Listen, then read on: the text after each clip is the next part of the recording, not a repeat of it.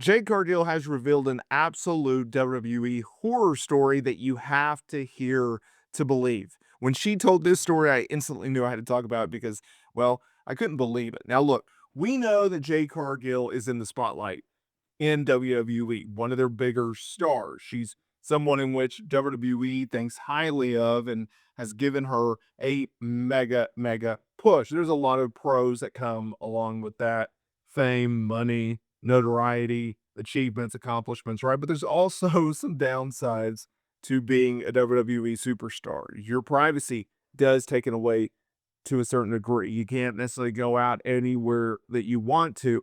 You have to be very cautious in these day and age, especially Jade Cargill being a female. You have to be even more cautious, right? We've heard horror stories about other WWE stars dealing with, crazy fans that showing up at the airport trying to get autographs or even showing up at their homes, right? Recent stories from The Undertaker and Rhea Ripley talking about fan interactions at their home, or scary incidents like Sonya Deville a few years ago where someone broke into her house. So Jade Cargill has to be extra careful when it comes to fans. She also has to look out for crazy fans, because we always have to remember that fan is short for fanatic, right? They are a fan of this person. They look up to WWE stars, and Jade Cargill, when she opted to leave AEW to go to WWE, well, that spotlight was in a bigger mark for her, and she became a bigger star as a result.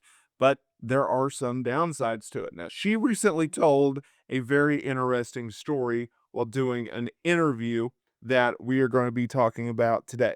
So, she was on the Rory and Mal show, and she was asked about her most interesting meet and greet experiences. Okay. This is when she told this story. And honestly, if I was in her shoes, I don't know how I would have responded or reacted to this request because it's very unusual. Okay. And I don't know if it was some type of fetish or some type of situation where they were, crazy, but the request was quite odd. This is what she had to say. There was a lot of men that legitimately wanted me to like punch and step on them. Like one guy wanted me to spit on him. It was the weirdest thing. And I felt so uncomfortable. Like it all started because this one girl wanted me to like choke her. And I was like, all right, cool. Like we can get the photo op. Oh my gosh. But that's when I was doing the step on me thing. And it's like legit stepping on people. It was just like a thing I was saying. But this guy wanted me to spit on him, degrade him, stomp on him. And I had on heels. And I was just like, this is the weirdest thing. This is the weirdest thing. Like, he was just like, "Can you spit on me?" And I was just like, "No." And then he was like, "Okay." And then I was like, "All right, I'll put my heel on you." And he was like, "Okay, this will be funny." And he was like, "Spit on me, like real quick, like loud, like I was security. This is not it." I was like, "You'll be shot." Like I was pleased with him. It's like, okay, that is all of her responses. How do you respond to that? If that seemed a little chaotic, if that seemed a little confusing, she was so taken back by this guy's request that she didn't know how to handle it. She didn't know how to react to it, to the point where she still doesn't know how to react to it in telling the story. Someone wanting to have them get choked by just a random stranger, okay, weird request. Someone wanting to get stepped on, all right, that's even more weird. The spitting thing, that is too much, right? Like you're just being there because you're supposed to be there for the work, right? Like this is just part of the gig of being with WWE. You got to do these meet and greets, even if you don't want to do it, even if you don't want to talk to these people. But regardless, like you have to. And imagine getting a request by it like that. That's just insane, right? Very weird. But this is what Jade Cargill signed up for, right? She wanted to be in the spotlight. Number one, if you get into pro wrestling, you should do so with the mentality that you are going to go to a bigger promotion. You're going to go to a WWE. You're going to go to an AEW, right? Where they have mainstream uh, reach and everything like that. And so when you were doing so, you were doing it with the knowledge of, hey, I could be on, national or international or global television. I could become a big star. I may not be able to do this. I may not be able to do that. Part of the reason that Jay Cargill went from AEW to WWE is because she wanted to do a few things. And we've talked about this here on the channel, but she talks about how she went to WWE for two main purposes. Number one, she wants to go to Hollywood, and she feels like WWE's connections, WWE's platform gives her the opportunity to make the transition from pro wrestling into acting.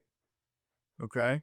So that's number one. And number two is she talks about how while she liked her time in AEW, she understood that they were a growing company. And at her place and time in life, she felt like it was better for her to already go to an established and a company in which dominates the market share and build her career there rather than trying to build her career with the ultimate goal of going to Hollywood in a smaller promotion who was growing with her, right? She didn't want to be somewhere where they were growing with her. She wanted to go somewhere that was already established.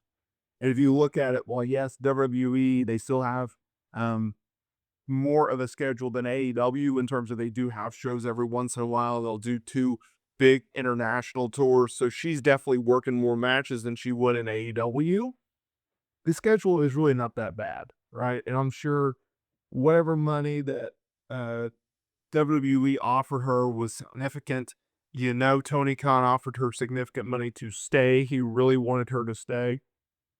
Both Tony and Jade has talked about how he wanted her to stay. He did not want her to leave, but she ended up doing so anyways.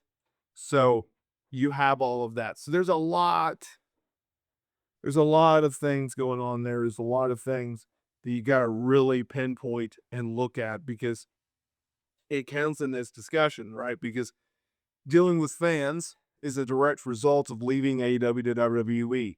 Sure, she would have dealt with some crazy fans in AEW, but WWE is just a different beast, right? And especially with the situation in which she was put in while she was a top star in AEW, she wasn't necessarily a main eventer in AEW because for whatever reason, Tony Khan kept her in the TBS title scene, which is a secondary belt. Now I understand she's still green, and she was very green back then, but like, give her the chance. Just like WWE is doing right now, they're giving her the chance to go out there and absolutely shine and do so in a big, big way. And if you give her the opportunity to shine, see what she's able to do. And I think that she is paying off big in WWE as a result.